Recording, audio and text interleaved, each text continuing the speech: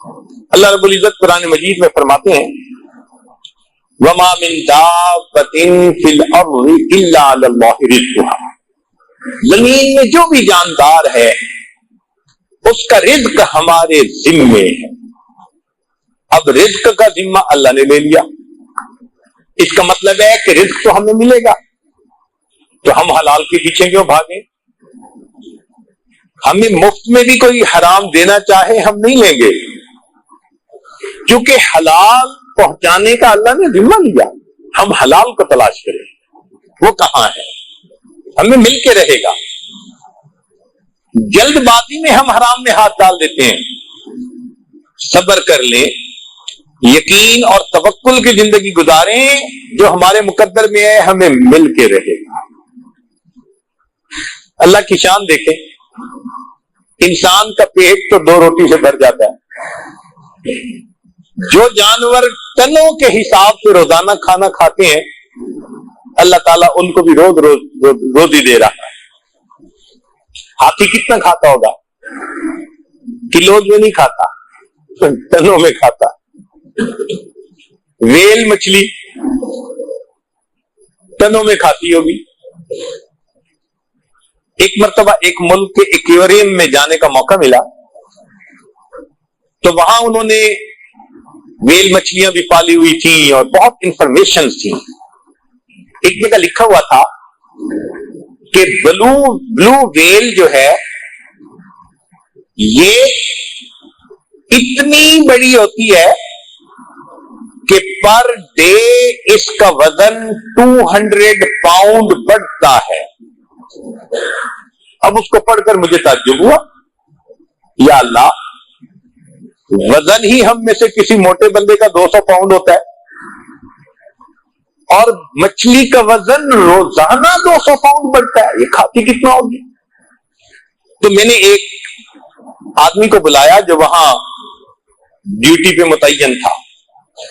میں نے کہا اس کے لکھنے میں کوئی فرق تو نہیں پڑا کہ کوئی ڈیجٹ کی آگے پیچھے فرق لگ گیا؟ اس نے کہا نہیں سر، ہم نے احتیاط سے 200 لکھا ہے، وگرنہ بعض ویل مچھلیوں کا وزن مور دین 250 پاؤنڈ پر ڈے بڑھتا ہے۔ اور پتہ ہے کہ اس کا رزق کیا ہے؟ ذہن میں میرے بات آئی کہ یہ چھوٹی مچھلیاں کھاتی ہوگی، اور جہاں ہوتی ہوگی قریب مچھلی کو زندہ نہیں رہنے دیتی ہوگی۔ انہوں نے کہا نہیں، مچھلی نہیں کھاتی۔ تو بھئی کیا کھاتی ہے؟ انہوں نے کہا جی کہ سمندر کے اندر چھوٹا چھوٹا بیکٹیریا، مائکرو آرگنزم اسے کہتے ہیں، وہ ڈیولپ ہو جاتا ہے، تو یہ پانی کو لیتی ہے، اور اللہ نے اس کے جو گلچھڑے بنائے ہیں وہ فلٹر کی مانند ہیں، سکرینے ہیں، یہ ان میں سے فلٹر کر کے پانی کو نکال دیتی ہے۔ تو جیسے چائے کو چھانے تو چائے کا پانی تو نیچے گر گیا، پتی اوپر رہ گئی، اسی طرح پانی چلا جاتا ہے اور وہ چھوٹا چھوٹا بیکٹیریا وہ اس کی سکرین پہ بچ جاتا ہے، یہ اس بیکٹیریا کو کھاتی ہے، اور وہ اتنا ہوتا ہے کہ ٹنوں کے حساب سے۔ تب سمجھ میں بات آئی، اللہ نے سمندر کے اندر پانی کو کلیننگ کرنے کے پلانٹ لگا دیے۔ اگر یہ ویل مچھلی نہ ہوتی تو یہ مائکرو آرگنزم اتنے بڑھ جاتے کہ مخلوق سمندر کی مر جاتی۔ اللہ نے پانی کے کلیننگ پلانٹ لگا دیے، اس کو اللہ ایسی روزی دے رہا ہے جو آنکھ سے نظر بھی نہیں آتی۔ اللہ تعالیٰ پرندوں کو بھی رزق دیتا ہے، لیکن مزے کی بات سنیں کہ پرندے خالی پیٹ گھر سے گھونسلے سے نکلتے ہیں، جب شام آتے ہیں تو ان کے پیٹ بھرے ہوتے ہیں۔ یہ انسان صبح ناشتہ کر کے پیٹ بھر کے گھر سے نکلتا ہے، شام آتا ہے تو بھوکا ہوتا ہے، آتے ہی کہتے جلدی کھانا لگاؤ۔ جو اللہ جانوروں کو ٹنوں کے حساب سے رزق دیتے ہیں، وہ انسان کو 2 روٹی رزق نہیں دے سکتے۔ یہ تو یقین کی بات ہے۔ کوئی حرام کما لے گا تو کدھر لے کے جائے گا؟ تو یہ یقین اگر بیٹھ جائے تو ہم اس حلال کے اوپر پکے ہو جائیں۔ کہ ہمارا رزق ہمیں پروردگار نے دینا ہے. صحابہ کرام کا یقین بنا ہوا تھا, اللہ ان کو رزق دیتے تھے. حدیث مبارکہ میں آتا ہے ایک صحابی کو پیشاب کی ضرورت پیش آئی تو وہ یورینیشن کے لیے ذرا ویرانے کی طرف چلے گئے. جب یورین پاس آؤٹ کر رہے تھے تو انہوں نے دیکھا کہ ایک سوراخ میں سے ایک چوہا نکلا اور اس کے منہ کے اندر ایک دینار تھا. وہ لا کے پھینک کے پھر واپس چلا گیا. پھر دوبارہ آیا, پھر ایک اور دینار لا کے رکھا. کئی مرتبہ وہ اس سوراخ میں بل میں گھسا اور اس نے لا کر دینار باہر ڈال دیے, پھر اندر چلا گیا. جب یہ اپنی ضرورت سے فارغ ہوئے تو انہوں نے وہ پیسے اٹھا لیے. صحابہ رضی اللہ تعالیٰ عنہ کی ایک بڑی خوبصورت عادت یہ بھی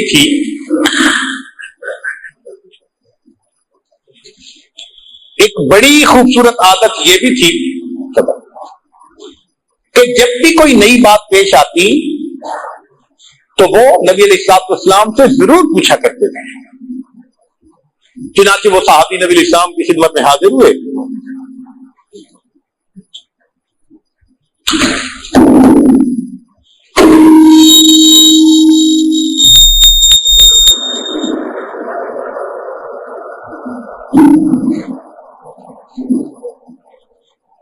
چنانچہ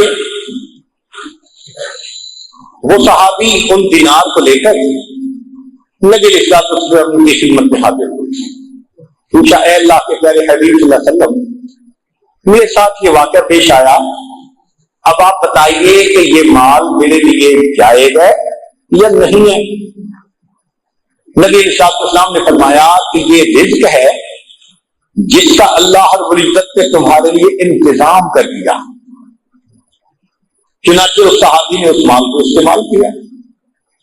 جب یہ واقعہ حدیث پاک میں پڑھتے ہیں حیران ہوتے ہیں, یا اللہ, جن کے رزق بنے ہوئے تھے, یقین بنے ہوئے تھے, ان کو آپ دنوں سے رزق دیتے تھے, اور جن بیچاروں کے یقین نہیں بنے ہوئے وہ مہینے میں جو کماتے ہیں وہ بلوں میں چلے جاتے ہیں. یہ بجلی کا بل, یہ انشورنس کا بل, یہ مکان کے کرائے کا بل, یہ ڈاکٹر کا بل, یہ فلاں بل, جو کماتے ہیں سب بلوں میں چلا جاتا ہے. تو دل میں یقین ہو کہ رب کریم نے یہ بات اپنے ذمہ میں لے لی. ارشاد فرمایا, وَفِي السَّمَاءِ رِزْقُكُمْ, تمہارا رزق آسمانوں میں ہے. بھئی اگر ہمارا رزق آسمانوں میں ہے تو کوئی دوسرا بندہ اس رزق پہ ہاتھ ڈال سکتا ہے؟ اگر وہ لے کے جا رہا ہے تو اپنا حصہ ہی لے کے جا رہا ہے. ہاں, لے غلط طریقے سے جا رہا ہے. اگر میری جیب سے لے کے گیا, اللہ مجھے اور پہنچا دیں گے, مجھے تو ملنا ہے, مجھے تو میرے رب نے دینا ہے. اگر یہ یقین ہو جائے تو ہماری زندگی آسان ہو جائے. اس یقین کو بنانے کی, ڈیولپ کرنے کی ضرورت ہے. جس طرح سرکہ ڈالنے سے شہد فاسد ہو جاتا ہے, اس طرح شک کے آ جانے سے یقین فاسد ہو جاتا ہے. اور آج دیکھیں ہم میں سے کتنے لوگ شک میں مبتلا. اس لیے شریعت نے قرآن مجید کی ابتدا سے ہی ذالک الکتاب, پہلے کہا لا ریب فیہ, اس میں کوئی شک نہیں, ھدی للمتقین, متقیوں کو ہدایت دی.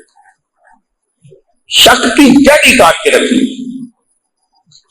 چنانچہ نبی علیہ الصلوۃ والسلام نے دعا سکھائی, اللہم انی اعوذ بک من الشک والشرک والشقاق والنفاق وسوء الاخلاق. شرک سے بھی پہلے شک سے پناہ مانگی. شک دل میں آیا, ایمان رخصت ہو گیا. اس لیے شک سے بہت بچنے کی ضرورت ہے. آج کل یہ عامل قسم کے جو لوگ ہوتے ہیں نا, عملیات کرنے والے, یہ شک ڈال دیتے ہیں. لگتا ہے جی آپ کا کاروبار کسی نے باندھ دیا تو بس, تو بھی باندھا ہوگا تائی نے باندھا ہوگا، ہم تائی نے باندھا ہوگا، لوگوں کو چھوٹا خدا بنا لیتے ہیں۔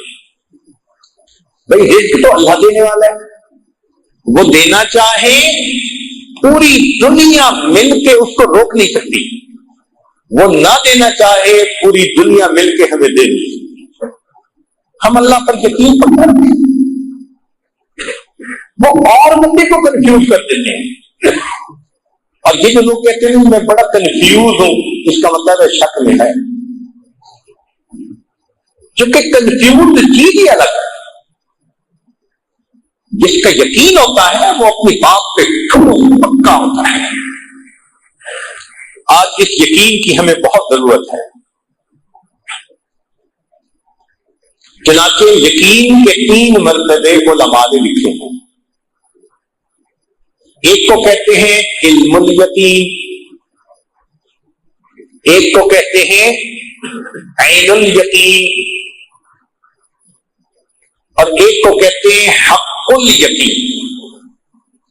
علم الیقین کا مطلب علم کی حد تک یقین ہو، عین الیقین جیسے مشاہدہ کر لیتا ہے بندہ ایسے یقین ہو، اور حق الیقین کے یقین کا آخری درجہ بندے کو نصیب ہو جائے۔ ایک مثال سے بات آسان ہو جائے گی۔ سردی کے موسم میں آپ کھسکتے ہوئے گھر آئے، بیوی نے دیکھا، کہتی ہے میں آپ کے لیے بھی چائے لاتی ہوں۔ جب بیوی نے کہا چائے لاتی ہوں تو آپ کو علم الیقین حاصل ہے کہ وہ گرم چائے لائے گی، وہ گرم چائے لائے گی، یہ علم الیقین۔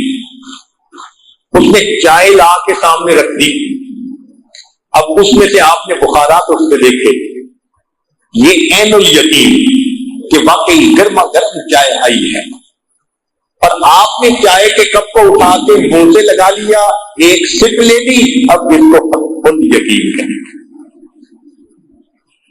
صحابہ رضی اللہ تعالیٰ عنہ کو نبی علیہ السلام کی مبارک صحبت کی برکت سے حق الیقین حاصل ہو گیا تھا۔ اس کی دلیل سیدنا علی کرم اللہ وجہہ نے فرمایا کہ مجھے آخرت کے اوپر اتنا یقین ہے کہ اگر جنت اور جہنم میری آنکھوں کے سامنے بھی آ جائے تو میرے یقین میں ذرہ برابر اضافہ نہیں ہو سکتا۔ کیا یقین تھا، سبحان اللہ۔ اور باقی پھر اللہ تعالیٰ نے ان کے ساتھ ویسا معاملہ کیا۔ صحابہ رضی اللہ تعالیٰ عنہ اس کا بڑا خیال رکھتے تھے کہ بندے کی نگاہ ہر وقت اللہ کے ساتھ کر رہے۔ چنانچہ سیدنا عمر رضی اللہ تعالیٰ عنہ نے اپنے دور خلافت میں حضرت خالد بن ولید رضی اللہ عنہ کو پیغام بھیجا کہ آپ آج اپنے سپہ سالاری کے منصب سے معزول ہو گئے، اور جو پیغام لانے والے ہیں ابو عبیدہ بن جراح رضی اللہ تعالیٰ، یہ آپ کی جگہ سپہ سالار ہوں گے۔ ہاں آپ میرے پاس مدینہ آنا چاہیں تو موسٹ ویلکم، اور اگر عام سپاہی فوجی بن کر جہاد میں حصہ لینا چاہیں تو ویل اینڈ گڈ، یہ آپ کا چوائس ہے۔ حضرت عمر رضی اللہ تعالیٰ نے جیسے گروپ کا پڑھا، اپنا چارج فوراً ہینڈ اوور کر دیا اور خود ایک عام مجاہد بن کر اللہ کے راستے میں لڑنے کا فیصلہ کر لیا۔ اب یہ بڑا عجیب سا واقعہ تھا۔ کسی نے خالد بن ولید عنہ سے پوچھا کہ آپ کو یہ پیغام ملا، اینڈ ود ان مومنٹ آپ نے اتنا بڑا ڈیسیژن میک کر لیا کہ جی ہاں میں ایک عام سپاہی کی طرح لڑوں گا، تو بڑا ٹف ہوتا ہے بندے کے لیے اس کو ڈائجسٹ کرنا، برداشت کرنا۔ تو آپ کو تو بڑی مشکل ہوئی ہوگی، ان کا بالکل نہیں۔ کا مشکل کیوں نہیں ہوئی؟ ان کا مشرق اس لیے نہیں ہوئی کہ جس اللہ رب العزت کو راضی کرنے کے لیے میں سپہ سالار بن کے لڑ رہا تھا، جب میں مجاہد بن کر لڑا پھر بھی اسی رب کو راضی کرنے کے لیے لڑ رہا تھا، مجھے تو کوئی ڈفرینس نہیں ہوا۔ کسی نے عمر رضی اللہ تعالیٰ عنہ سے سوال کیا، ان کا حضرت آپ نے امت کو اتنے بڑے عظیم سپہ سالار سے محروم کر دیا، کوئی ایسی خاص ریزن بھی نظر نہیں آتی، مگر ان کا ٹیلنٹ، ان کا ایکسپیرئنس، ان کا معاملہ فہمی، ان کا وژڈم، وہ تو ایک ایسٹ تھا نا امت کا۔ تو جب آپ نے ان کو اس منصب سے اتارا تو امت تو اس سے محروم ہو گئی۔ تو عمر رضی اللہ عنہ نے جواب دیا کہ ہاں، وجہ یہ تھی کہ خالد بن ولید جہاں جا رہے تھے فتح ہو رہی تھی، فتح ہوتی تھی، لوگوں کے دل میں یہ بات آنے لگی تھی کہ خالد بن ولید جہاں جائیں گے فتح ہوگی، توجہ ادھر جانے لگی تھی۔ میں نے فوراً ان کی جگہ دوسرا سپہ سالار بنا دیا، فتح اب بھی ہوگی، میں نے امت کو ایک سپہ سالار سے تو محروم کر دیا، امت کی توجہ اللہ سے ہٹ جائے اس عمل سے ان کو روک دیا۔ توجہ اللہ کی طرف ہی رہی ہے، اللہ کی مدد سے فتح ہو رہی ہے۔ بندے تو اسباب ہیں، تو صحابہ رضی اللہ تعالیٰ عنہ کی اس پر توجہ رہتی تھی کہ نظر سبب کی بجائے مسبب الاسباب پہ ہونی چاہیے، اللہ کی ذات پہ ہونی چاہیے۔ چنانچہ ایسے کرنے سے پھر انسان اعمال کے اوپر پکا ہو جاتا ہے۔ صحابہ رضی اللہ عنہ ایک مہم پر گئے، قلعہ فتح نہیں ہو رہا، سپہ سالار نے خط لکھا کہ جی دشواری پیش آ رہی ہے، ہم اپنا ٹارگٹ اچیو نہیں کر پا رہے۔ آج کے دور کا کوئی بندہ ہوتا تو وہ کچھ ٹرپس اور بھیج دیتا کہ تم تھوڑے ہو اور زیادہ ہو جاؤ، تمہیں اسلحے کی ضرورت ہے میں اور بھیج دیتا ہوں، مگر نہیں، عمر رضی اللہ عنہ کا یقین بنا ہوا تھا۔ انہوں نے چند صحابہ کو بھیجا اور خط لکھا، ان کی زندگی نبی علیہ السلام کے بالکل سنت طریقے اوپر ہے، تم اپنی زندگیوں کا کمپیریزن کرو، کہیں نہ کہیں تم کسی چیز کو اگنور کر رہے ہو جس کی وجہ سے اللہ کی مدد رکی ہوئی ہے۔ تو نظر اعمال پر گئی اور واقعی وہی ہوا کہ انہوں نے جب دیکھا تو چونکہ میدان جنگ کی حالت تھی تو مسواک کا اہتمام نہ رہا تھا، کرتے تھے مگر جیسے پابندی ہونی چاہیے وہ نہیں، ان کو فیل ہوا، ریئلائز کیا، انہوں نے مسواک کی پابندی کرنی شروع کر دی۔ اللہ نے اس عمل پر ان صحابہ کو فتح عطا فرمائی۔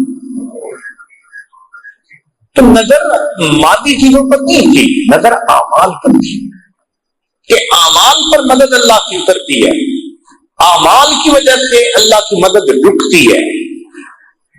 آج ہم اعمال کو دیکھتے ہی ہم سمجھتے ہیں، خامد سمجھتے ہیں بیوی نے پریشان کر رکھا ہے، بیوی سمجھتی ہے خامد نے پریشان کر رکھا ہے، ماں باپ سمجھتے ہیں اولاد نے پریشان کر رکھا ہے، اولاد سمجھ رہی ہے ماں باپ نے ناک میں دم کر دیا ہے، پڑوسی کہتے ہیں پڑوسی نے پریشان کر دیا ہے، محکوم کہتے ہیں حاکم نے تنگ کر دیا، حاکم کہتے ہیں محکوموں نے تنگ کر دیا، اور حقیقت میں اگر دیکھیں تو ہمیں ہمارے نفس نے تنگ کر رکھا ہے۔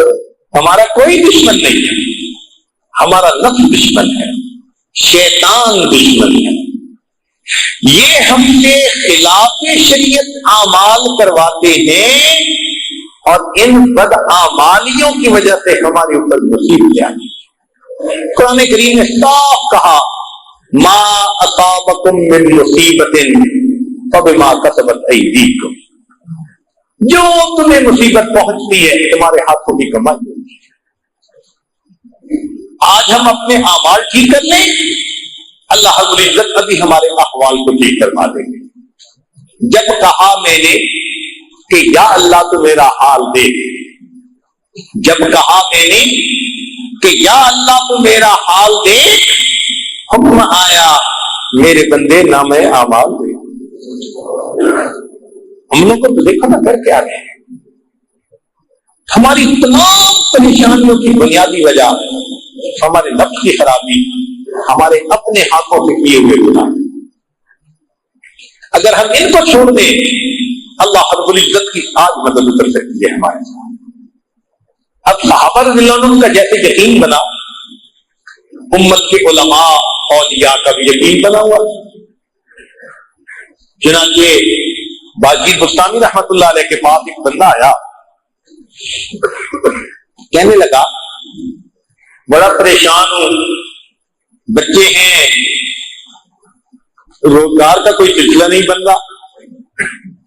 انہوں نے کہا کہ اچھا گھر جاؤ، جس کا رزق اللہ کے ذمے ہے اس کو رہنے دو، اور جس کا تمہارے ذمے ہے اس کو گھر سے نکال دو۔ کہنے لگا کہ رزق تو سب کا اللہ کے ذمے۔ کہنے لگے تم پریشان کیوں ہوتے ہو؟ تم کام میں ہاتھ ڈالو، قدم اٹھاؤ، محنت کرو، ہاتھ باندھ کے بیٹھے نہ رہو۔ تمہارے لیے قدم اٹھانا لازم ہے، جب تم قدم اٹھاؤ گے جو پروردگار نے لکھا وہ مقدر میں تمہیں مل کے رہے گا۔ تو ایسے میں انسان دوسرے کی جیب کو کیوں دیکھے، دوسرے کے مال کو غلط طریقے سے کیوں ہتھ آئے، بددیانتی کیوں کرے؟ یقین کی کمزوری کی وجہ سے یہ ساری ہمارے اندر خرابیاں آ رہی ہیں۔ تو یہ یقین بنتا کیسے ہے؟ اہل اللہ کی صحبت میں بیٹھ کے بنتا ہے۔ جب انسان انہیں دیکھتے ہیں نا کہ اللہ کے ذات پہ ان کا اتنا پکا ٹھوس یقین ہے، تو پھر انسان کے اپنے دل میں بھی یہ یقین پیدا ہو جاتا ہے، کثرت ذکر سے یہ یقین پیدا ہو جاتا ہے، اور تیسرا اتباع سنت کی وجہ سے یہ یقین پیدا ہوتا ہے۔ ہمارے مشائخ نے یہ 3 باتیں کہی کہ جو بندہ اتباع سنت میں کوشش کرے، ذکر کی کثرت کرے اور اہل اللہ کی صحبت اختیار کرے، اللہ رب العزت اس کو پکا یقین عطا فرما دیتے ہیں۔ مومن اور کافر کی زندگی کا تو بنیادی فرق ہی یہی ہے۔ مومن اللہ کے حکم کو سن کر بات کو مان لیتا ہے، کافر اپنی آنکھ سے دیکھ کے بات کو مانتا ہے۔ تو مومن خبر کے راستے سے چلتا ہے اور کافر نظر کے راستے پر چلتا ہے۔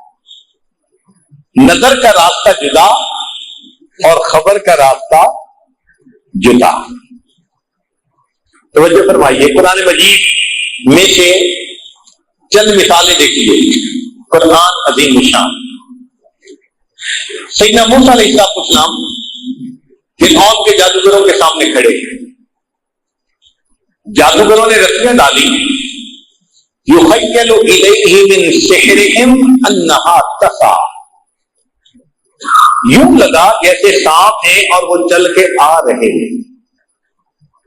ایسے میں اگر اپنی عقل سے پوچھیں کیا کرنا چاہیے تو عقل جواب دے گی جناب آپ کے ہاتھ میں عصا ہے، لاٹھی ہے، مضبوطی سے پکڑے اور جو سانپ قریب آئے اس سانپ کے سر پہ لاٹھی مارے۔ بچاؤ کی ایک ہی صورت ہے اور بچنے کی کوئی صورت نہیں۔ حضرت موسیٰ علیہ السلام نے اللہ تعالیٰ سے پوچھا رب کریم مجھے کیا کرنا ہے؟ اوپر سے خبر آ رہی ہے ان الق عصاک، اپنے عصا کو زمین پر ڈال دیں۔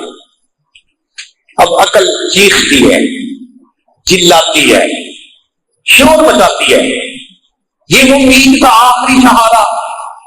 تم ڈنڈا بھی ہاتھ سے چھوڑ دو گے تو پھر تو تمہارے پاس ہی کچھ نہیں، تم موت سے نہیں بچ سکتے. لیکن حضرت موسیٰ علیہ السلام اللہ کے پیغمبر تھے، انہوں نے وہ کیا جو اللہ کا حکم ہے. آنکھ کچھ کہہ رہی ہے، خبر کچھ کہہ رہی ہے، آپ نے خبر پر عمل کرتے ہوئے جیسے عصا کو زمین پر ڈالا فَإِذَا هِيَ حَيَّةٌ تَسْعَىٰ، دوڑنے والا اژدہا بن گیا. اس اژدہا نے ان تمام سانپوں کو کھا لیا اور اللہ رب العزت نے اپنے نبی علیہ السلام کو سرخرو فرما دیا. تو کامیابی خبر کے اوپر ملی. حضرت موسیٰ علیہ السلام اپنی قوم کو لے کر دریا کے کنارے پر، آگے جانے کا راستہ نہیں. اتنے میں فرعون بھی اپنے لاؤ لشکر کو لے کر پیچھے سے پہنچ گیا. جب فرعون کو آتے دیکھا قال اصحاب موسیٰ انا لمدرکون، کہا موسیٰ علیہ السلام کے صحابہ نے اب تو ہم دھر لیے گئے، اب بچنے کی کوئی صورت نہیں. تو ایک یقین بھری آواز اٹھی. موسیٰ علیہ السلام نے فرمایا کلا، ہرگز نہیں، ان معی ربی سیہدین، میرا پروردگار میرے ساتھ ہے، ضرور میری رہنمائی فرمائے گا. اب ایسے وقت میں عقل سے پوچھے کیا کرنا چاہیے؟ عقل کہے گی تمہارے پاس تو ہتھیار بھی نہیں، ایک ڈنڈا ہے، اور پھر آگے پانی کا دریا اور پیچھے انسانوں کا دریا،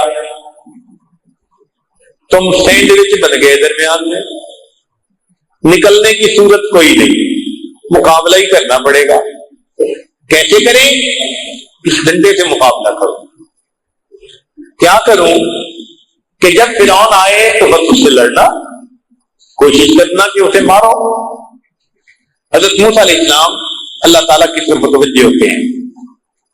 پروردگار عالم مجھے کیا کرنا ہے؟ اوپر سے خبر آتی ہے ان اضرب بعصاک البحر، پانی پہ ڈنڈا ماریے. عقل چیختی ہے، چلاتی ہے، شور مچاتی ہے. پانی پہ لاٹھی مارنے سے کیا بن جائے گا؟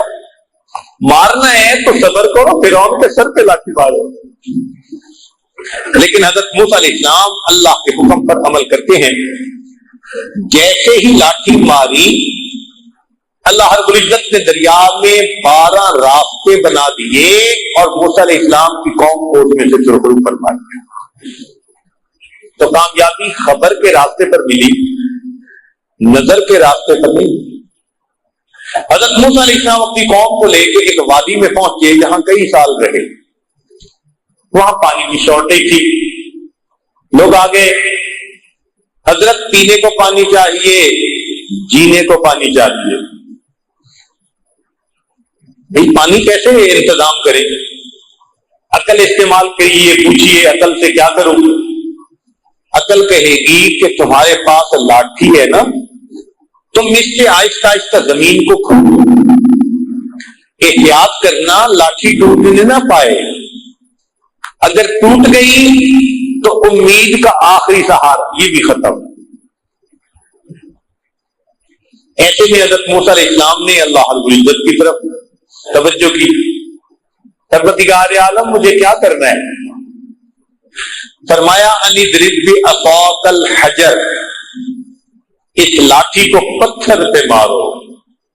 اب یہ سن کے عقل پھر چیختی ہے، شور بجاتی ہے، لاجک پیش کرتی ہے، کہتی ہے دیکھو پتھر پہ لاٹھی مارو گے تو ٹکڑے ہو جائیں گے، پھر بیڑا کھودنے کی آپشن بھی نہیں رہے گی.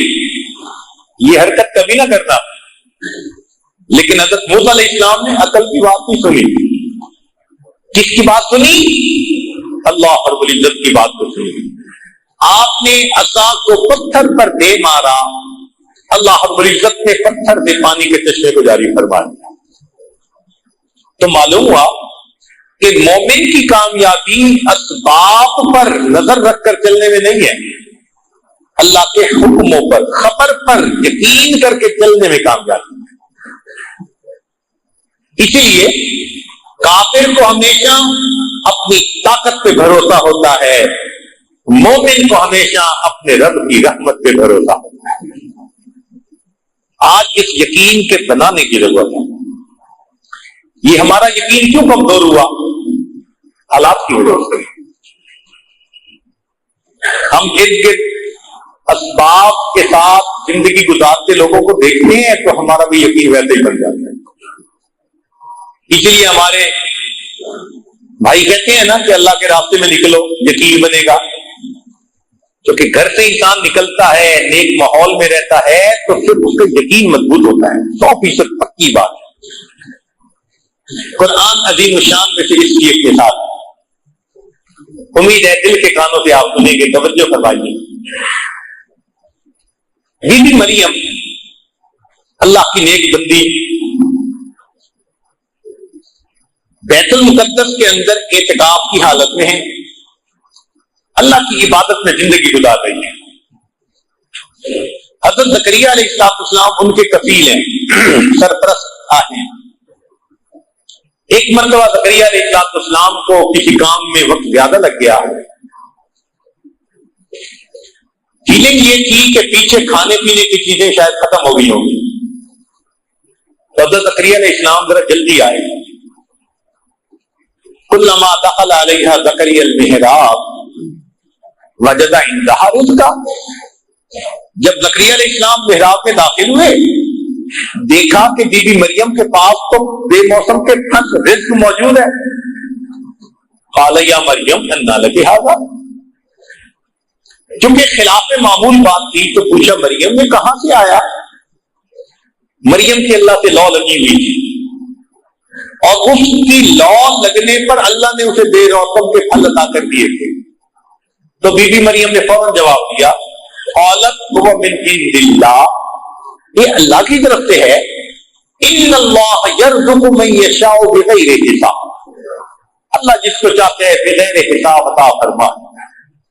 سبحان اللہ، بی بی مریم کا یقین دیکھو کیسا بنا، بے موسم کے پھل کھا رہی ہے۔ پھر ایک ایسا وقت بھی آیا کہ بی بی مریم کو گھر کی زندگی گزارنی پڑی۔ اب گھر میں جب انسان دوسروں کے ساتھ رہتا ہے تو ماحول کا اثر ہوتا ہے۔ چنانچہ ایک مرتبہ بی بی مریم نے نہانے کا ارادہ کیا۔ اللہ تعالیٰ قرآن عظیم الشان میں ارشاد فرماتے ہیں، وَاذْكُرْ فِي الْكِتَابِ مریم إِذِ انتبذت من أهلها مكانا شرقيا فاتخذت من دونهم حجابا، پردہ ڈال لیا، فأرسلنا إليها روحنا، اللہ تعالیٰ فرماتے ہیں ہم نے جبریل علیہ السلام کو بھیجا، فتمثل لها بشرا سویا، ایک بھرپور مرد نوجوان کی شکل میں جبریل علیہ السلام سامنے آ گئے۔ اب بی بی مریم آج کے دور کی بگڑی ہوئی بیگم تو تھی نہیں کہ غیر محرم کو دیکھ کر مسکراتی، تو پاک دامن تھی۔ جب اس نے ایک مرد کو دیکھا کہنے لگی، قالت انی اعوذ بالرحمن منک ان کنت تقیا، میں رحمان کی پناہ مانگتی ہوں اگر تیرے دل کے اندر تقوی ہے۔ جبریل علیہ السلام سمجھ گئے کہ بی بی مریم گھبرا گئی، فرمانے لگے، انما انا رسول ربک، میں تیرے رب کا بھیجا ہوا نمائندہ ہوں، لِأَهَبَ لَكِ غُلَامًا زَكِيًّا، تاکہ تجھے نیک بیٹا ملے۔ اب اس بات سے بی بی مریم کو اور پریشان کر دیا۔ بی بی مریم جانتی تھی کہ بیٹا ہونے کے دو اسباب ہوتے ہیں، یا عورت نکاح کرے یا عورت بدکار ہو اور زنا کرے، یہ دو سبب ہیں اولاد ہونے کے، اور وہ جانتی تھی کہ میری زندگی میں دونوں نہیں، تو پوچھنے لگی، انا یکون لی غلام، میرا بیٹا کیسے ہو سکتا ہے؟ ولم یمسسنی بشر، نہ میں نے کیا نکاح، ولم اک بغیہ، نہ میں نے کیا زنا، میرا بیٹا کیسے ہو سکتا ہے؟ اس پر جبریل السلام نے فرمایا، قال ربک هو علی حی، کہ رب کریم نے فرمایا کہ یہ بیٹا تجھے پروردگار نے دینا ہے، کسی زلفوں والی سرکار نے نہیں دینا۔ اب ہوگی بھی مریم جو بے موسم کے پھل کھاتی تھی، اب وہ بھی اسباب کے تحت سوچنے لگ گئی ہے کہ میرا بچہ کیسے ہو سکتا۔ یہ حالات کا اثر ہوتا ہے بندے کے اوپر۔ ہم چونکہ روز وہی گھر، وہی دفتر، وہی فیکٹری، وہی بزنس، ہمارا بھی اسباب ہی کے اوپر ذہن چلا جاتا ہے۔ اب اپنے یقین کو مضبوط کرنے کے لیے ہمیں وقتاً فوقتاً نکلنا چاہیے، اللہ کے راستے میں نکلے، اہل اللہ کی صحبت میں جائیں تاکہ ہمارا یقین فریش ہو جائے۔ یوں سمجھیں کہ جیسے سیل فون کی بیٹری یوز کرنے سے ختم ہوتی جاتی ہے تو کچھ عرصے کے بعد چارجر سے لگانی پڑتی ہے، یہ یقین کا معاملہ بھی ایسا۔ تھوڑا عرصہ انسان اسی اسباب کی دنیا میں رہے تو سوچ بھی ویسے، تو اس کو ریفریش کرنے کے لیے، اس کو ریچارج کرنے کے لیے نیک محفلوں میں، چاہے وہ کسی اللہ والے کی ہو یا چاہے اللہ کے راستے میں نکل کے نیک محفلوں میں، مسجدوں میں وقت گزارے، تو یقین بنتا ہے۔ یہ کام ہم میں سے ہر ایک کو کرنا ہے، یہ نہیں کہ ہم نہیں کریں گے تو یقین بنا رہے گا، یقین نہیں بنتا۔ اور یہ عجیب بات ہے کہ اگر انسان کا یقین بن جائے تو اللہ تعالی عزت ان نقشوں سے نکال دیتے ہیں جو بے عزتی کے ہوتے ہیں، ناکامی کے نقشوں میں سے کامیابی نکال دیتے ہیں۔ یقین بنا ہوا تھا، یہ انسان پہ منحصر ہے۔ اصول کیا ہے؟ اصول شریعت نے یہ بتا دیا، حدیث قدسی نبی علیہ السلام نے فرمایا انا عند ظن عبدی بی، میں بندے کے ساتھ اس کے گمان کے مطابق معاملہ کرتا ہوں۔ تو جب اللہ سے نیک گمان، پکا یقین، تو اللہ ویسا معاملہ کر دیتے ہیں، اور جب ادھر ادھر نظر ہوتی ہے تو معاملہ بھی ویسے۔ اب طلباء کے لیے ایک علمی نکتہ کہ اگر اللہ پہ یقین پکا ہوگا تو جو ذلت کا سبب ہوگا اسی کو اللہ عزت کا سبب بنائیں گے، جو غم ملنے کا سبب ہوگا اللہ اسی کو ہمارے لیے خوشی کا سبب بنا دیں گے۔ یہ میرے مولا کا دستور ہے۔ اب قرآن عظیم الشان میں سے اس کی مثال سنیے۔ حضرت موسیٰ علیہ السلام کی والدہ نے اپنے بیٹے کو دریا میں ڈالا، دل غمزدہ ہوا، ماں تھی، اب دل کو غم ملا تو اس کا سبب کیا تھا؟ پانی بنا، پانی میں بیٹے کو ڈالا تو ظاہر سبب پانی بن رہا ہے، لیکن آنکھ بند کر کے اس نے اللہ پہ اعتماد کیا تو جو سبب غم کا بنا تھا اللہ تعالیٰ نے اسی کو خوشی کا سبب بنایا۔ فرعون کو موت، زمین پھٹتی اور قارون کی طرح یہ بھی دھس جاتا، اس طرح بھی آ سکتی تھی، کسی بیماری سے بھی آ سکتی تھی، کوئی اللہ بلا مسلط کر دیتے جو اس کو کاٹ کے ٹکڑے کر دیتی، یہ بھی ہو سکتا تھا۔ نہیں، اللہ نے فرعون کو کہاں ڈبویا؟ پانی میں ڈبونے میں حکمت کیا؟ مفسرین نے نکتہ لکھا کہ موسیٰ علیہ السلام کی والدہ کو پانی میں اپنا بیٹا ڈالنے کی وجہ سے غم کا سبب یہ بنا تھا، مگر اس نے اللہ پہ یقین کیا، اللہ نے اسی پانی کو اس کے لیے خوشی کا سبب بنا دیا، فرعون کو پانی میں ڈبو کے دکھا دیا۔ ایک دوسری مثال، سیدنا یعقوب علیہ السلام کے پاس بیٹے آئے، وجاؤ اباہم عشاء یبکون، روتے دھوتے مکر کرونا، کہنے لگے جی کہ ہمارے بھائی یوسف کو وَأَكَلَهُ الذِّئْبُ، بھیڑیے نے کھا دیا۔ وجاؤ علی قمیصہ بدم کذب، قمیص کے اوپر خون لگا ہوا تھا جھوٹ موٹ کا، تو انہوں نے دکھا دیا۔ یعقوب علیہ السلام سمجھ تو گئے کہ معاملہ کچھ اور ہے، لیکن دل پہ صدمہ ہوا کہ بیٹا جدا ہو گیا۔ اب اس صدمے کا سبب کیا بنا؟ قمیص بنا۔ جب خون آلود قمیص دیکھا تو دل پہ چوٹ لگی، سبب قمیص بن رہا۔ خیر بیٹے کی یاد میں روتے رہے، حتیٰ کہ بینائی بھی چلی گئی۔ To cut the story short, ایک وقت آیا کہ جب بھائیوں کو حضرت یوسف علیہ السلام نے بتا دیا، بات کھل گئی، بھائیوں نے معافی مانگی، یوسف علیہ السلام نے معاف کر دیا۔ پوچھا کیا حال ابو کا؟ انہوں نے کہا جی آپ کی یاد میں رو رو کے تو بینائی چلی گئی۔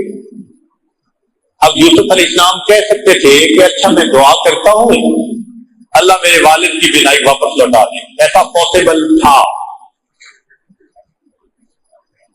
کوئی دوائی بھیج دیتے کہ ابو کو کہیں استعمال کریں بینائی واپس آ جائے گی۔ نہیں، یوسف علیہ السلام نے جواب میں کیا فرمایا؟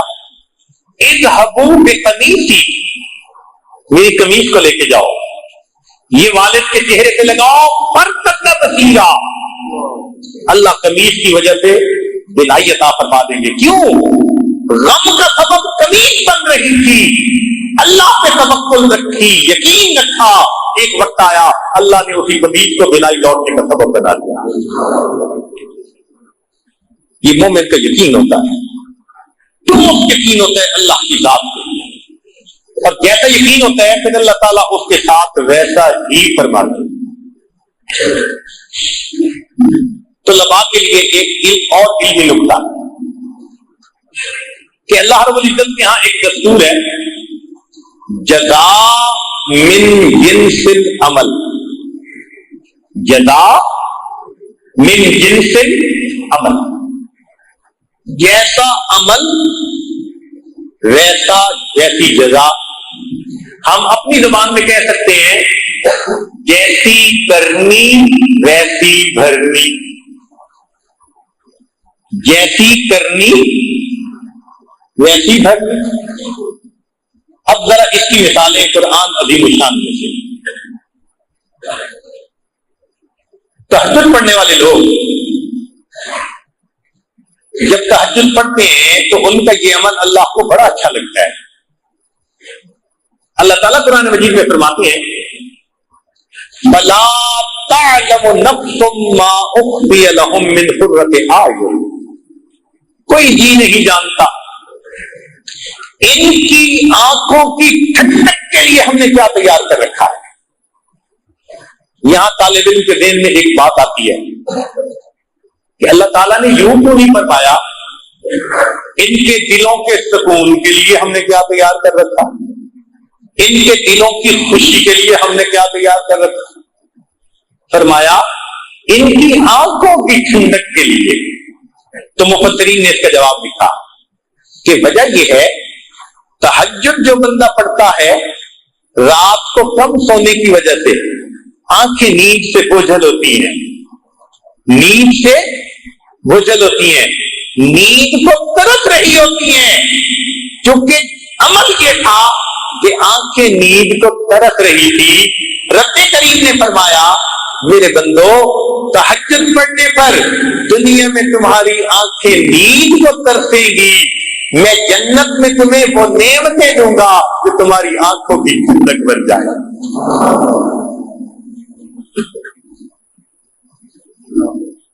اور مثال قرآن مجید میں سے قیامت کے دن مجرم کھڑے ہوں گے،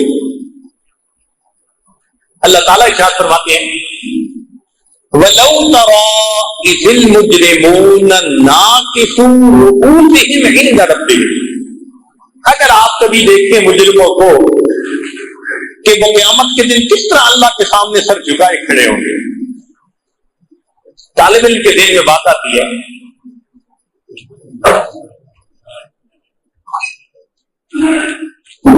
طالب علم کے ذہن میں بات آتی ہے کہ یہ نہیں کہا گیا کہ مجرم پریشان کھڑے ہوں گے، مجرم دہشت کی کیفیت میں کھڑے ہوں گے، نہیں، فرمایا اللہ کے سامنے کھڑے ہوں گے سر جھکے ہوئے ہوں گے۔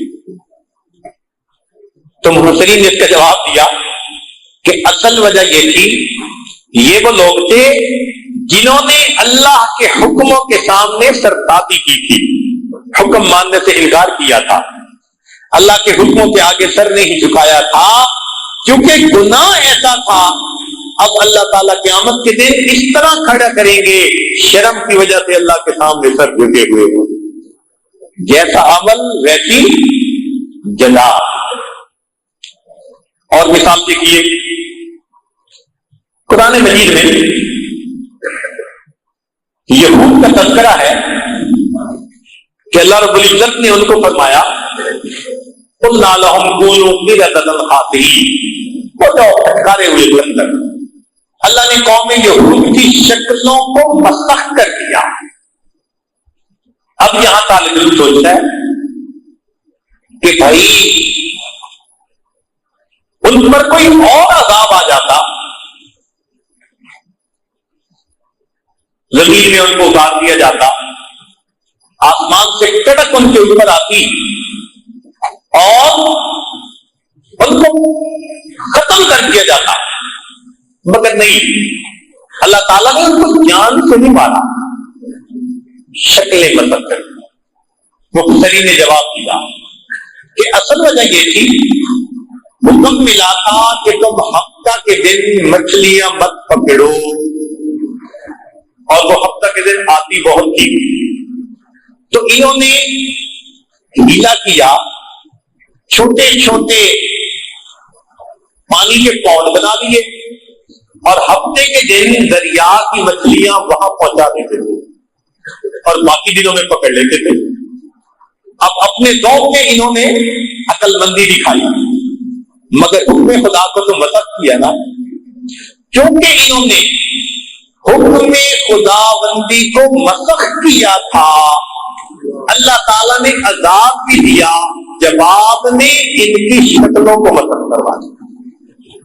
جیسی کرنی ویسی جزاء من جنس العمل۔ ایک اور عجیب مثال قرآن مجید میں حضرت یوسف علیہ السلام پر بہتان لگا، زلیخا نے ان پر بہتان لگایا کہ انہوں نے مجھے برائی کی طرف دعوت دی، اور اس کے جواب میں ایک بچے نے گواہی دی، وَشَهِدَ شَاهِدٌ مِّنْ أَهْلِهَا، اور اس نے چند لفظوں میں بات سمیٹی کہ قمیص آگے سے پھٹا تو یوسف علیہ السلام کا قصور، قمیص پیچھے سے پھٹا تو زلیخا کا قصور، دو لفظی بات کر کے کام سمیٹ دیا، پتہ چل گیا کہ قصور کس کا تھا۔ اب ذرا توجہ فرمائیے، بی بی مریم پر بھی بہتان لگا، مگر بی بی مریم کی گواہی کس نے دی؟ ان کے بیٹے نے، حضرت عیسیٰ علیہ السلام نے، اور گواہی ایسے تو نہیں دی کہ دو لفظوں میں گواہی دی ہو، حضرت عیسیٰ علیہ السلام نے تو آگے سے لمبا بیان شروع کر دیا، ایسے لگتے ہیں تقریر ہی شروع کر دی۔ تو مفسرین نے فرق لکھا کہ وہاں بہتان لگانے والی ایک عورت تھی، گواہ نے دو فکروں میں بات سمیٹ دی، یہاں بہتان لگانے والی پوری قوم تھی۔ قوم نے کہا تھا یا مریم لقد جئتی شیئا فریّا، کیونکہ قوم پوری بہتان لگانے والی تھی، تو اللہ تعالیٰ نے بھی پھر بیٹے سے گواہی ایسی دلوائی جیسے مجمع کے سامنے کوئی تقریر کرتا ہے۔ کیا فرمایا عیسیٰ علیہ السلام نے؟ قال انی عبد اللہ آتانی الکتاب وجعلنی نبیا وجعلنی مبارکا اینما کنت واوصانی بالصلاۃ والزکاۃ ما دمت حیا وبرا بوالدتی ولم یجعلنی جبارا شقیا. اللہ دیکھیں حضرت عیسیٰ علیہ السلام بات فرما رہے ہیں قوم کی نا پوری، تو جیسا قوم کا عمل اللہ نے گواہی کی اسی ترتیب کی عطا فرما. ایک اور مثال، بنی اسرائیل کے ہاں دستور یہ تھا کہ جب کوئی بندہ کبیرہ گناہ کر بیٹھتا تو اسے توبہ کرنی ہوتی تھی. توبہ کیسے کریں؟ اللہ تعالیٰ نے فرمایا کہ تم سارے کے سارے توبہ کرنے والے باہر نکلو، ہم آسمان سے بادل بھیجیں گے، اندھیرا کر دیں گے. فاقتلوا انفسکم، تم اپنے جسم پر چھریاں چلاؤ، خون نکال کے دکھاؤ، تب تمہاری توبہ کو قبول کریں گے.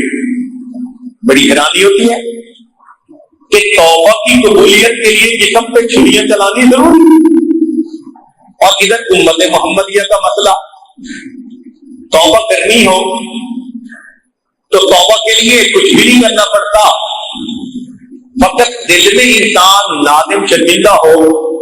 نبی اسلام نے فرمایا الندم توبہ، دل کی ندامت یہی توبہ. ادھر چھریاں مروائی، ادھر دل کی ندامت کو قبول کر لیا. تو طالب علم کے دل میں سوال پیدا ہوتا ہے آخر اس فرق میں کیا حکمت؟ تو مفسرین نے جواب دیا، اللہ ان کو جزائے خیر عطا فرمائے، قرآن مجید کے ایک ایک نقطے کو کھول کے بیان کر دیا. انہوں نے فرمایا دیکھو، جب موسیٰ علیہ السلام نے بنی اسرائیل کے سامنے اللہ کی توحید کو پیش کیا تھا، ایمان کو پیش کیا تھا، تو قوم نے جواب دیا تھا لن نؤمن لک حتی نری اللہ جہرۃ، تمہاری بات نہیں مانیں گے جب تک آنکھوں سے ہم خدا کو نہیں دیکھیں گے، واضح دیکھیں گے نشانی تب مانیں گے. کیونکہ انہوں نے ایمان لانے کے لیے اللہ سے واضح نشانی مانگی تھی. رب کریم نے فرما دیا اچھا اب تم گناہ سے توبہ کرنا چاہتے ہو، ہم بھی تم سے واضح نشانی مانگیں. چھریاں مارو نا ذرا، دکھاؤ ہمیں کہ تم سچے ہو اپنی بات. امت محمدیہ کا معاملہ دیکھو، نبی علیہ السلام نے آ کر دین کو پیش کیا، امت نے کوئی دلیل نہیں مانگی، بنا دلیل مان لیا.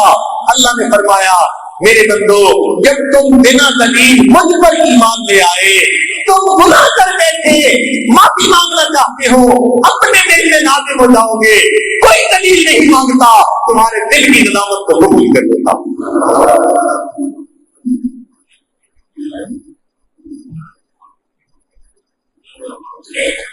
ایک اور بات، چلے بات کو پھر سمیٹتے ہیں. ابرہہ نامی ایک یمن کا بادشاہ تھا، اس نے سنا کہ بیت اللہ ایک عمارت جو اس وقت تجارت کی مرکز بن چکا ہے، آنے والے قافلے وہاں رکتے ہیں، سردی اور گرمی کے سفر میں وہ مرکز بنتا ہے. اس نے سوچا کہ اچھا چلتے ہیں ہاتھیوں کا لشکر لے کر اور بیت اللہ کو گراتے ہیں، ختم کر دیں گے، اور اس کی بجائے اپنے علاقے میں ایک مرکز بناتے ہیں، بزنس سینٹر، تاکہ لوگ اس کو مرکز بنائیں. اب اس ارادے سے وہ چل پڑا اپنے ہاتھیوں کے لشکر کو لے کر. پھر اللہ رب العزت کا کیا معاملہ ہوا، سبحان اللہ. اللہ تعالیٰ فرماتے ہیں فَأَرْسَلْنَا عَلَيْهِمْ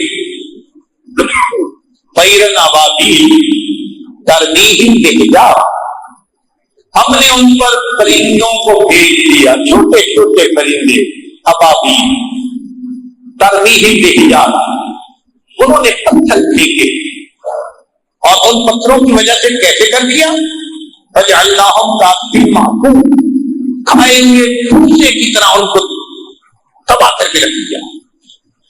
اب یہاں پر طالب علم کے ذہن میں ایک سوال آتا ہے کہ اللہ رب العزت نے یہ کام پرندوں سے لیا، زمین پھٹ جاتی، ہاتھیوں کا لشکر اندر چلا جاتا، یہ بھی ممکن تھا، تیز ہوا چلتی اور قوم عاد کی طرح سب کو پٹک پٹک کے زمین پہ مار دیتی، یہ بھی ممکن ہو سکتا تھا، بجلی چمکتی اور سارے کے سارے لشکر کے لوگوں کو موت کی نیند سلا دیتی، یہ بھی ہو سکتا تھا۔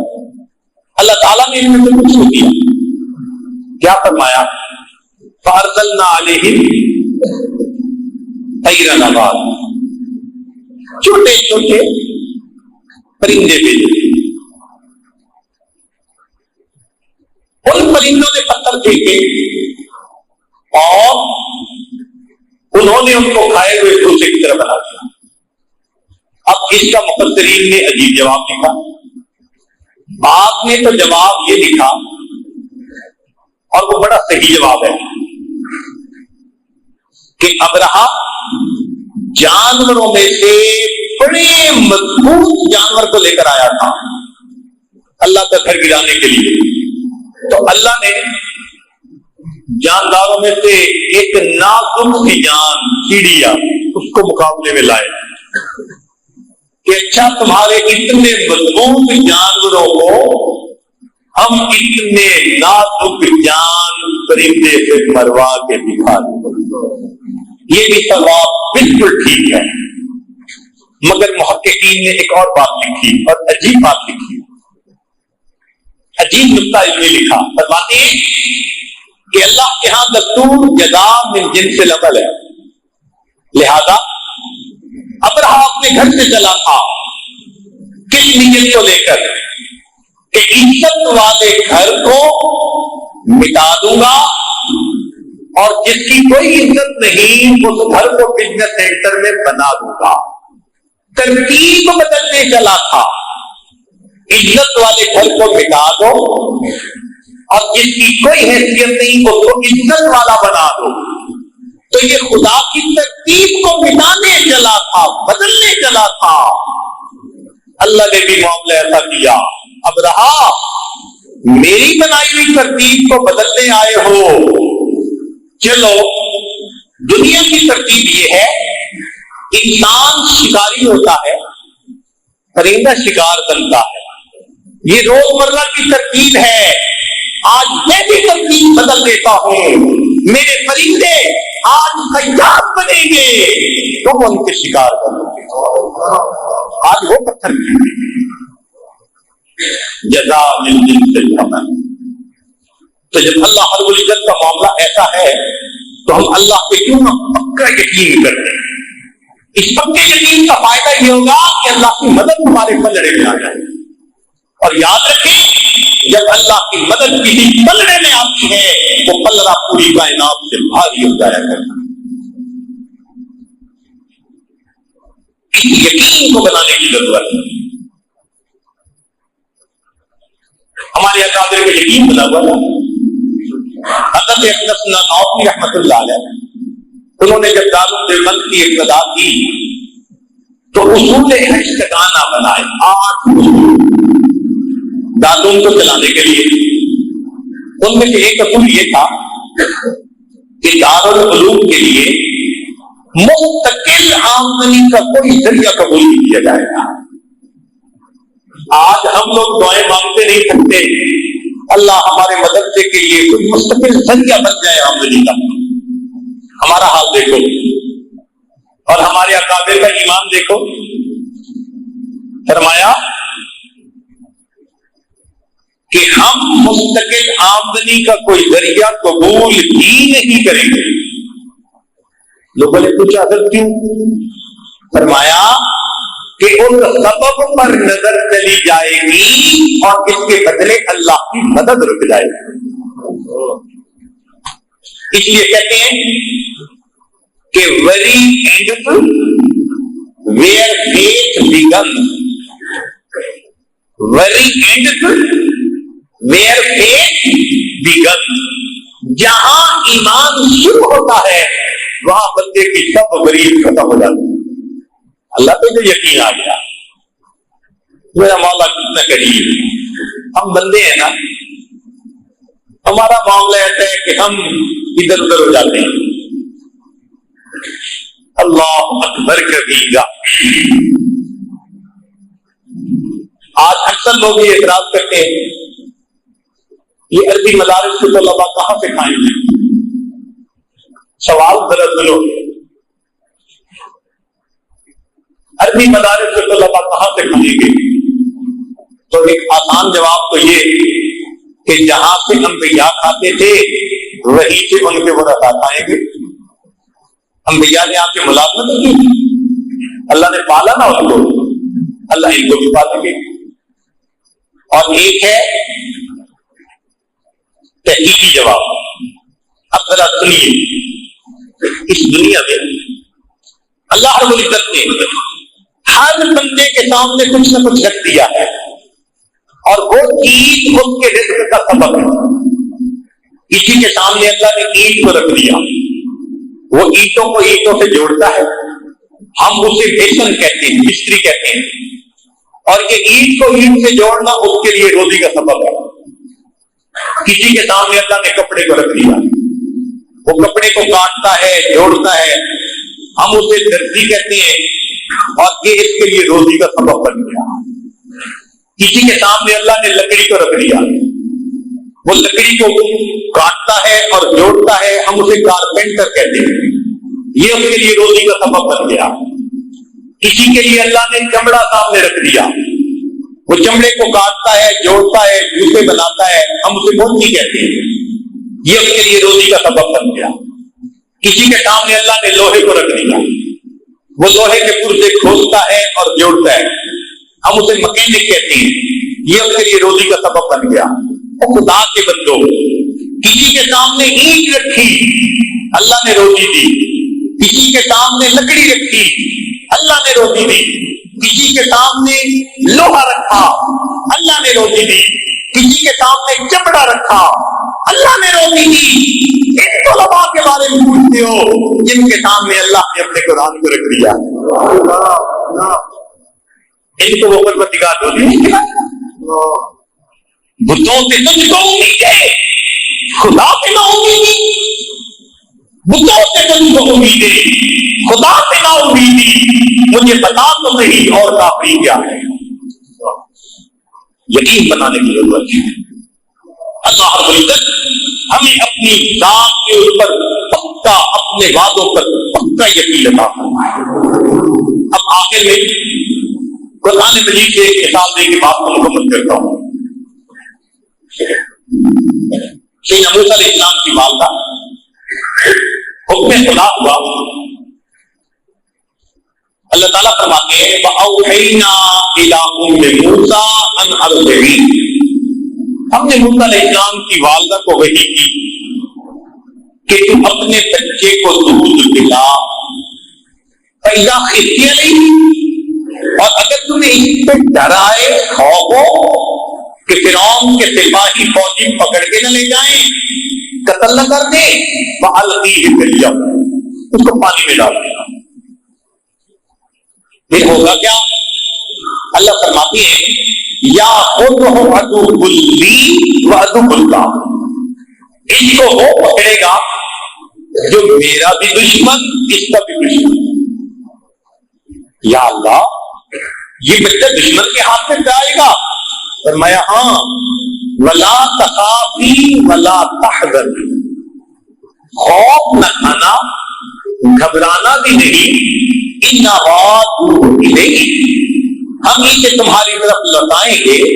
وَجَاعِلُوهُ مِنَ الْمُرْسَلِينَ, ہم اسے رسولوں میں سے بنائیں گے. اب موسیٰ علیہ السلام کی والدہ عورت تھی, اور ماں اپنے بچے کے بارے میں کتنی سینسیٹیو ہوتی ہے, اس سے امتحان. مگر اس عورت کو اللہ کی بات پہ یقین تھا. اس نے اپنے بچے کو ایک بکسے میں ڈالا اور بکسے کو پانی میں ڈالا. عقل سے کہہ رہی ہے تیرا بچہ گیا, اس لیے کہ اگر تم بکسے کے اندر سوراخ بناؤ ہوا جانے کے لیے تو ان سوراخوں میں سے پانی جائے گا، بچہ ڈوب کے مر جائے گا. اور اگر اس کو واٹر ٹائٹ بناؤ تو بچہ دم گھٹ کے مر جائے گا. لہذا بچہ تمہارا نہیں بچتا. اب ماں تو عقل یہ کہہ رہی ہے، اور بچے کے بارے میں ماں کتنی سینسیٹیو ہوتی ہے. سبحان جائیں، قربان جائیں اس ماں کے یقین پر جو دیکھتے بھاگتے ہوئے اپنے ہاتھوں سے اپنے بچے کو پانی میں ڈال دیتی ہے. واپس آ گئی. یہ بچہ تیرتا ہوا ایک ایسی جگہ پہنچا جہاں فرعون اپنی بیوی کے ساتھ چہل قدمی کر رہا تھا. اس کے گرد 800 غلاموں کا گھیرا تھا. ان میں سے کوئی ایک اس بچے کو پکڑ کر لایا. اس نے کہا کھولو.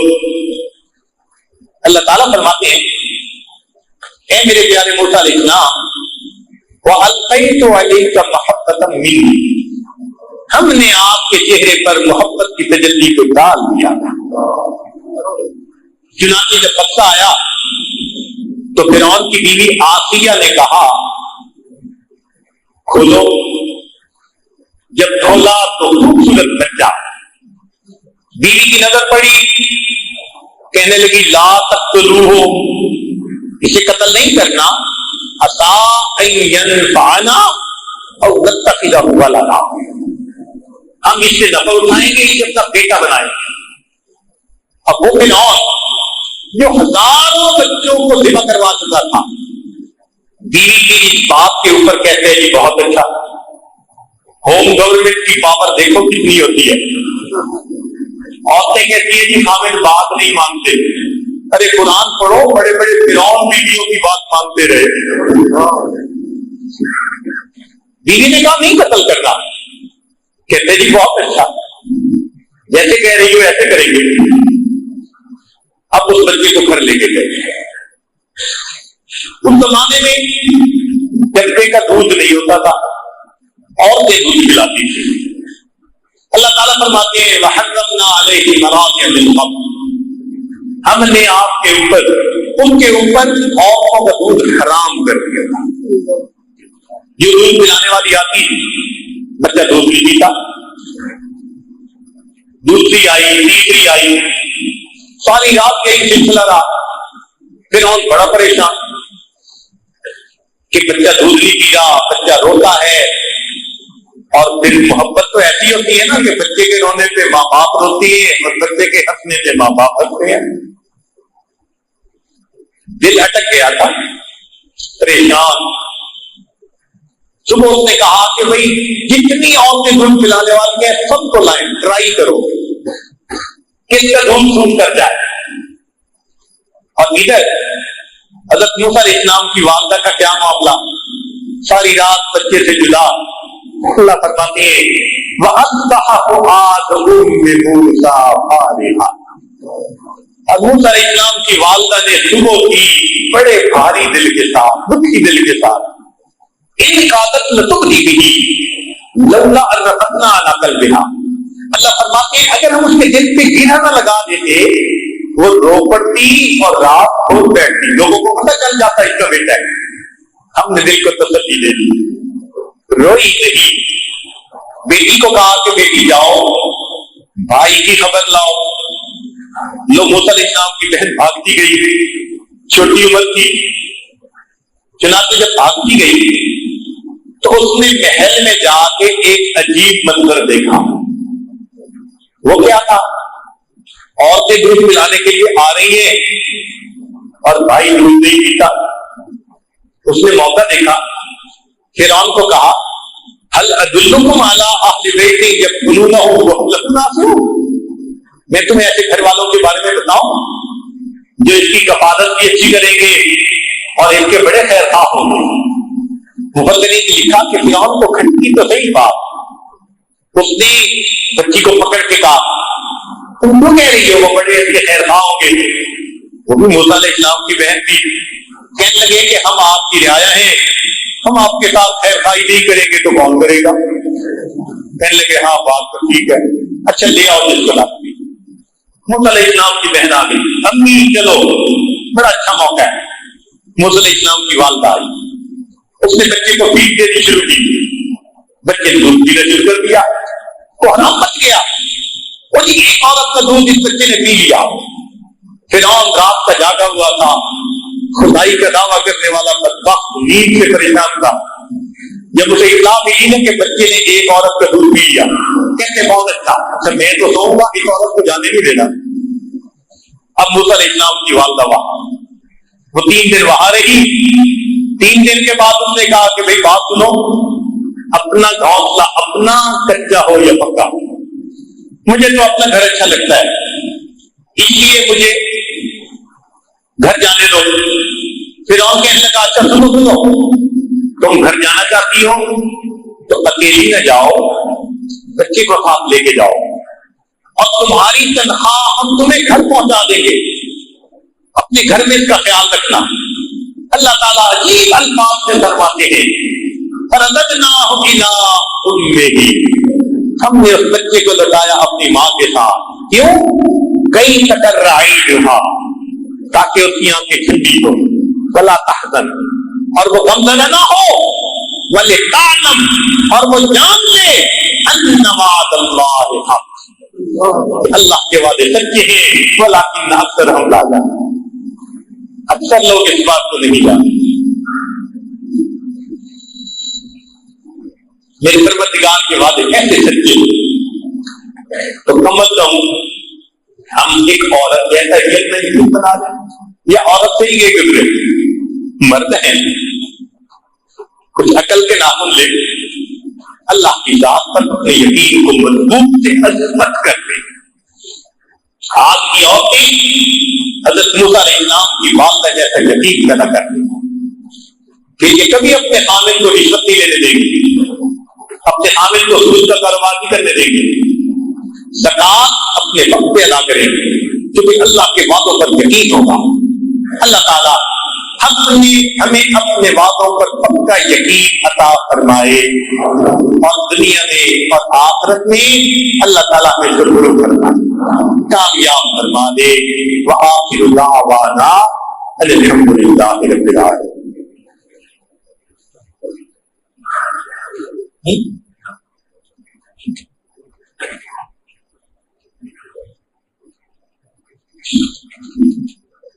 ایک کتاب پڑھانے ہیں، تھوڑی دیر نام سے بیٹھے رہیں گے۔ محمد سلیم صدیق صاحب آپ ہیں، دشمن کے والد وکیل احمد صاحب، سبحان اللہ، نام بھی وکیل۔ آپ دلہن کے وکیل ہیں ماشاء اللہ، اور باقی گواہ ہے، بچی کی طرف اجازت کی گواہ، ٹھیک۔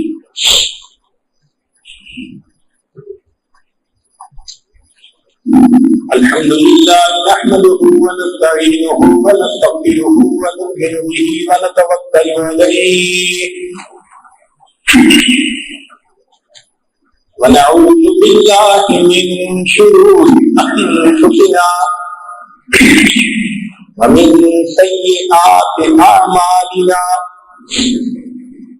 من يهده الله فلا مضل له ومن يضلل فلا هادي له، ونشهد ان لا اله الا الله وحده لا شريك له، ونشهد ان سيدنا ومولانا محمدا عبده ورسوله، اما بعد، اعوذ بالله من الشيطان الرجيم، بسم الله الرحمن الرحيم، يا أيها الناس اتقوا ربكم الذي خلقكم من نفس واحدة وخلق منها زوجها وبث منهما رجالا كثيرا ونساء، واتقوا الله الذي تساءلون به والأرحام إن الله كان عليكم رقيبا، وقال الله تعالى في مقام آخر يا أيها الذين آمنوا اتقوا الله حق تقاته ولا تموتن إلا وأنتم مسلمون وقال الله تعالى في مقام آخر يا أيها الذين آمنوا اتقوا الله وقولوا قولا سديدا يصلح لكم أعمالكم ويغفر لكم ذنوبكم ومن يطع الله ورسوله فقد فاز فوزا عظيما وقال رسول الله صلى الله عليه وسلم النكاح من سنتي وفي رواية أخرى فمن رغب عن سنتي فليس مني سبحان ربك رب العزة عما يصفون وسلام على المرسلين والحمد لله رب العالمين اللهم صل على سيدنا ومولانا محمد وعلى آل سيدنا ومولانا محمد وبارك وسلم. وکیل احمد صاحب، کیا آپ نے مسلمان منیبہ انعم جو بیٹی ہیں محمد سلیم صاحب کی، ان کو محمد رحیم صدیق جو بیٹے ہیں حافظ صدیق صاحب کے، ان کے نکاح میں بنی الحق میں 50,000 روپیہ بصورت زیور معجل دیا جائے گا؟ وہ مطابق شریعت محمدی سامنے شریک ماہوں کے جن کے نکاح میں پیش کیا. جی دوبارہ پوچھتا ہوں، وکیل احمد صاحب، کیا آپ نے مسلمان منیبہ انعام جو بیٹی ہیں محمد سلیم صاحب کی، ان کو محمد رحیم صدیق جو بیٹے ہیں حافظ صدیق صاحب کے، ان کے نکاح میں بنی الحق میں 50,000 روپیہ بصورت زیور ادا ہوگا؟ وہ مطابق شریعت محمدی سامنے شریک ماہوں کے ان کے نکاح میں پیش کیا.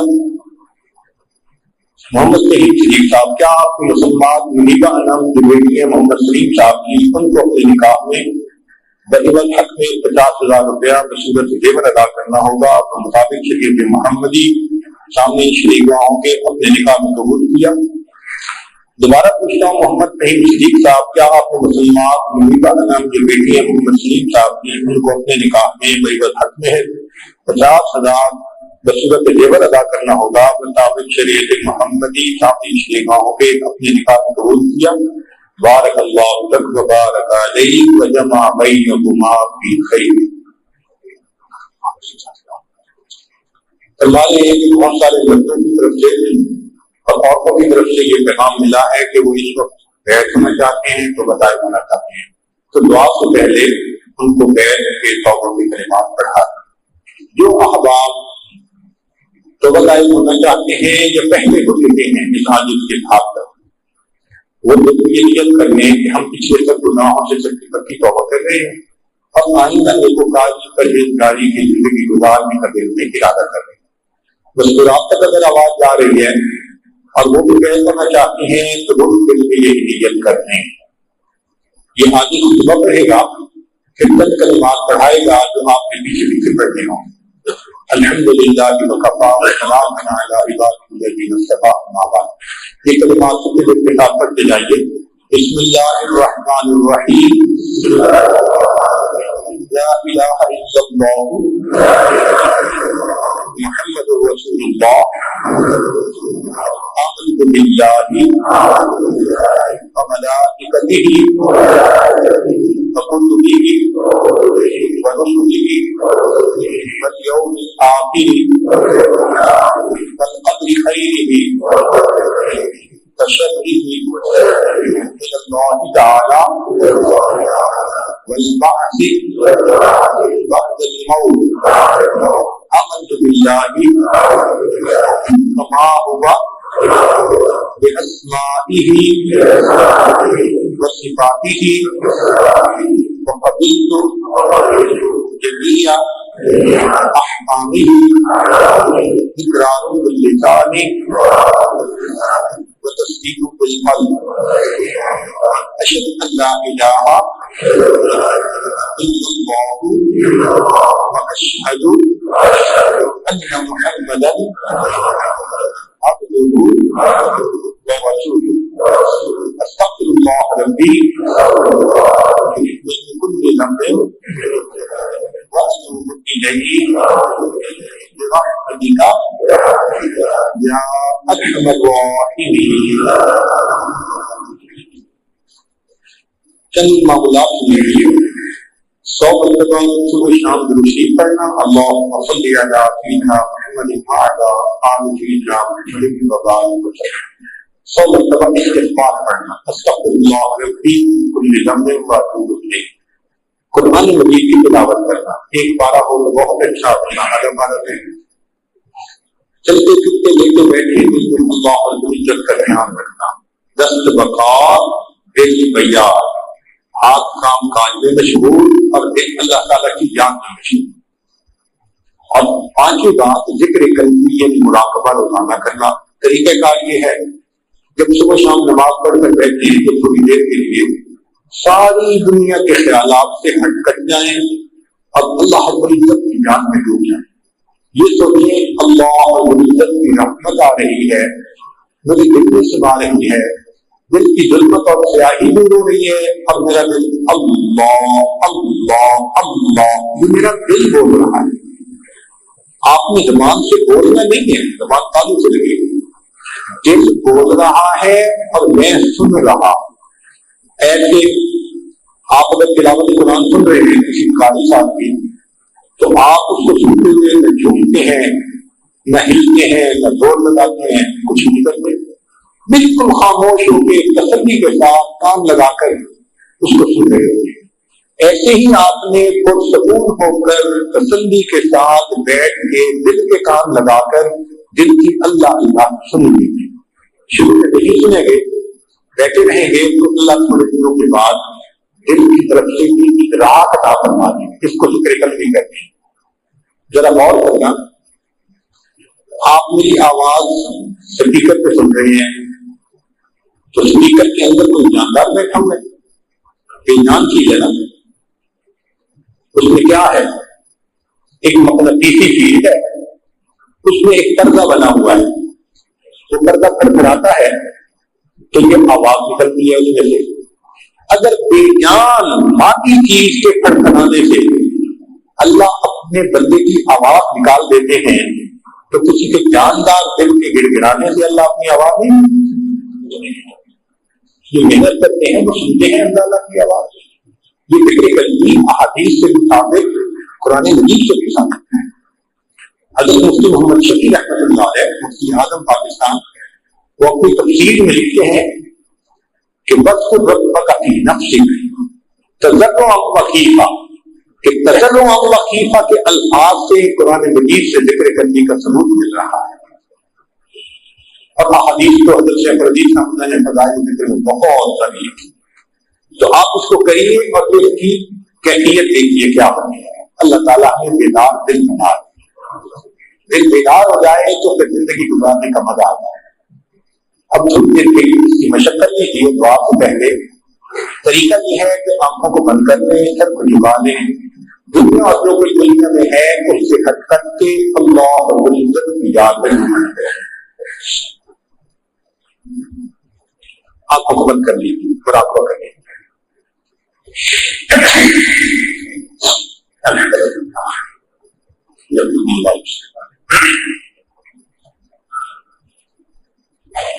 انسان جو اپنے اندر جانتا ہے اسے اپنی اصل تصویر نظر آتی ہے.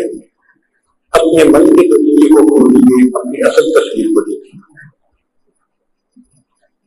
نیچے دیکھیے، نیچے دیکھیے.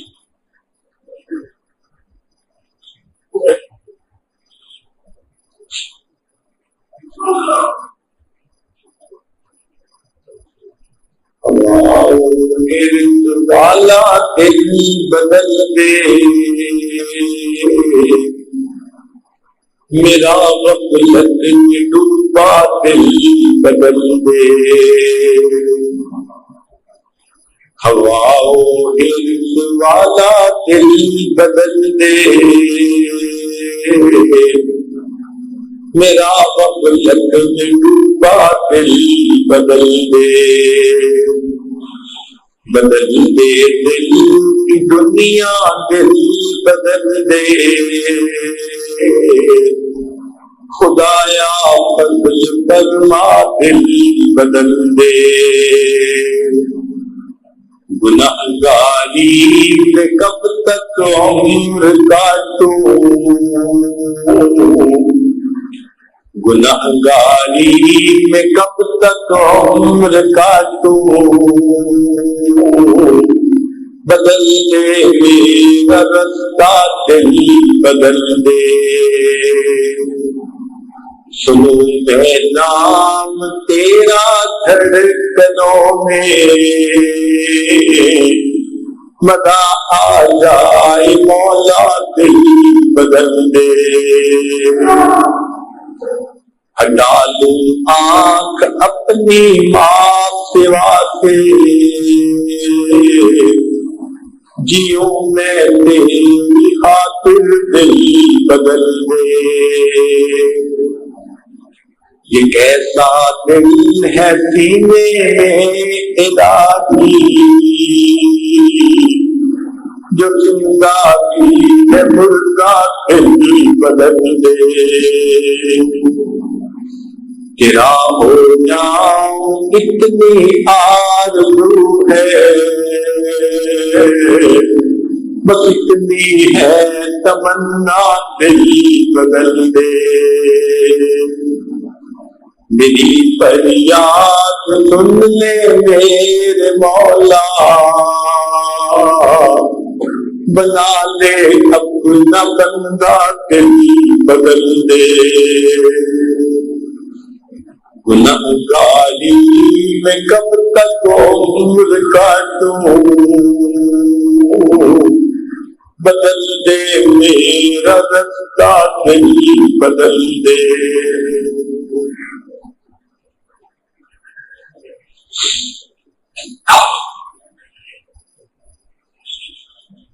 لا الہ الا اللہ محمد رسول اللہ۔ دعا کر لیجیے سبحان ربی العظیم، اللہم صلی علی سیدنا محمد وعلی آل سیدنا محمد وبارک وسلم۔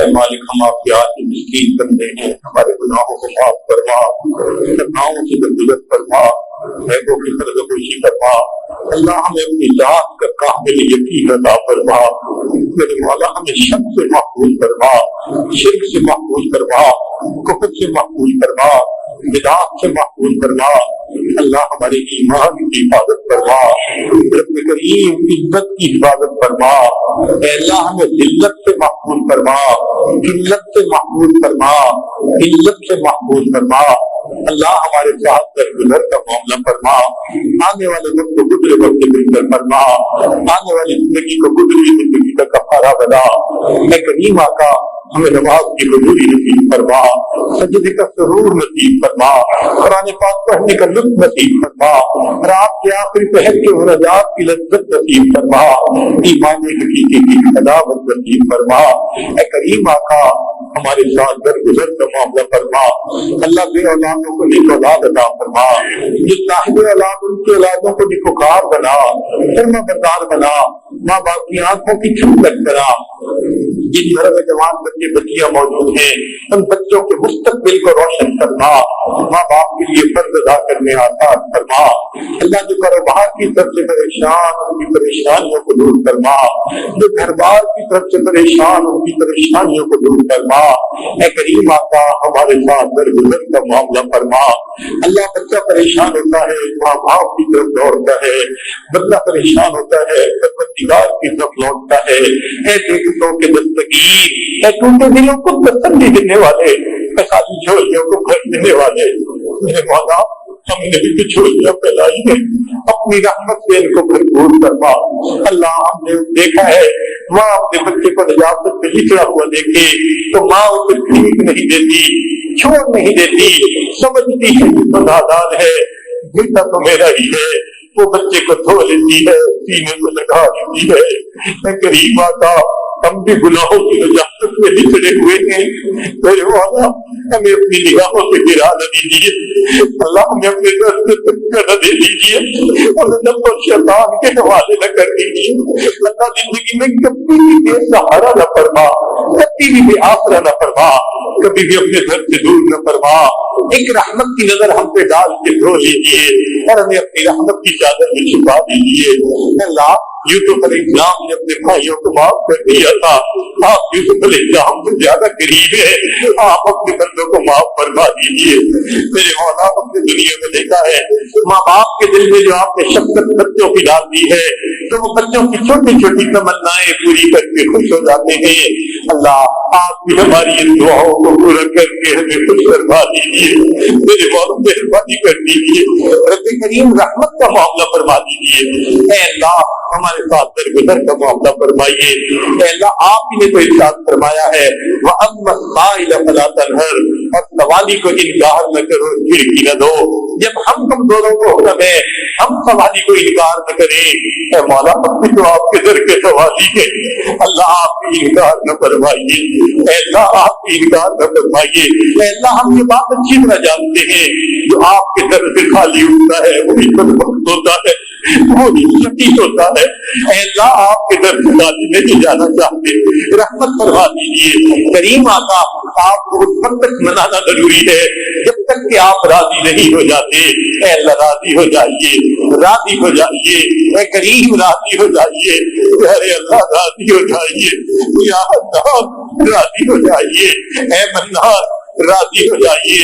अल्लाह जिस तरह एक अपाहज अयालदार सखी के दरवाजे पे जाता है और बड़ी उम्मीद से दरवाजा खटखटाता है, अगर ये दरवाजा खुल गया मेरे बच्चों का पाता खत्म हो जाएगा।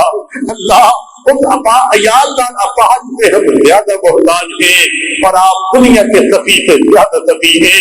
आज आपका दरवाजा खटखटा रहे हैं। मेरे मौला हम जानते हैं ये दरवाजा खुल गया नेक बख्ती आ जाएगी, नेकी हिल आ जाएगी।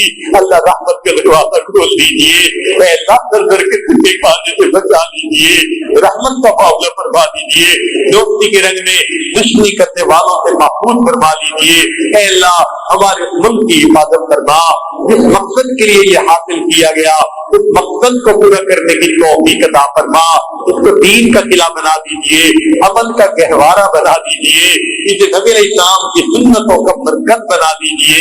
अल्लाह हमारे तीनों हरम की हिफाजत फरमा, मदारिस अरबिया की हिफाजत फरमा, दावत तबलीग के काम की हिफाजत फरमा, जहाँ अल्लाह अल्लाह होती है उन खानकाहों की हिफाजत फरमा, इकामत दीन की कोशिशों की हिफाजत फरमा। पूरी दुनिया में जहाँ भी मुसलमान परेशान है अल्लाह सबकी परेशानियों को दूर फरमा। ऐ करीम आका एक मर्तबा कबीला तय की औरत नबी इस्लाम के सामने नंगे सर आ गई थी, तो महबूब ने अपनी चादर से उसके सर को ढांप दिया था। अल्लाह आज आपके महबूब की उम्मत अक़वाम आलम के सामने नंगे सर खड़ी है।